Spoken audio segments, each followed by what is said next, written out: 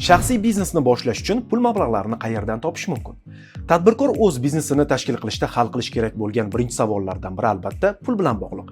Biznes g'oya, xohish, intilish bor. Ehtimol, hatto tayyorgina biznes reja ham yozilgan. Lekin oxir-oqibat uni amalga oshirish uchun mablag'ning yo'qligi juda ko'p uchrab turadigan holatlardan biridir.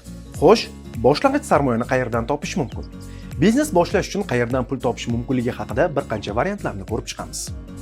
Birinchi, agar yetarli daromadga ega bo'lsangiz, o'zingiz jamg'arishingiz mumkin. Ikkinchi, ko'char yoki ko'chimas mulkni sotishingiz mumkin. Uchinchi, do'stlardan qarz olishingiz mumkin. To'rtinchi, investor topish mumkin.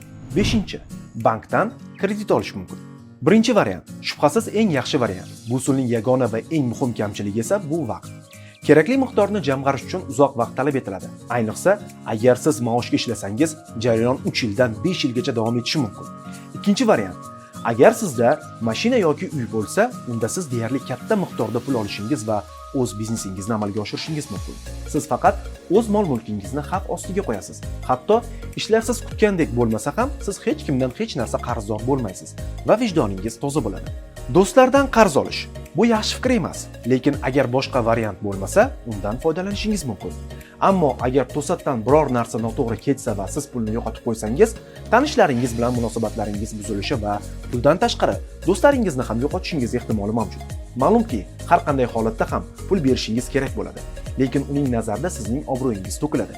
Investor topish biznesni boshlashning eng xavfsiz usullaridan biri hisoblanadi. Ushbu holatda faqat o'z biznesingiz bilan bo'lishishingiz kerak bo'ladi.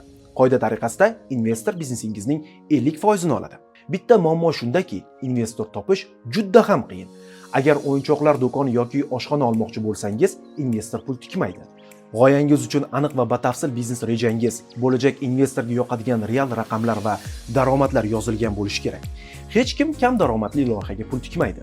Odatda investorlarga qandaydir ishlab chiqarishni yo'lga qo'ymoqchi bo'lgan odamlar murojaat qilishadi.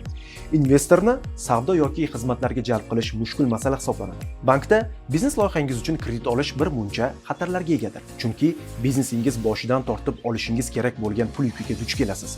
Foydaning aksariyat qismi kreditni qoplashga sarf qilinishi mumkin. Biznesda tavakkal qilish shart va lozim. Ammo barcha narsalarni avvaldan tosh taroziga qo'yib olish kerak. O'ylaymizki, yuqoridagi tavsiyalar siz uchun foydali bo'ladi. Ishlaringizga omad yor bo'lsin.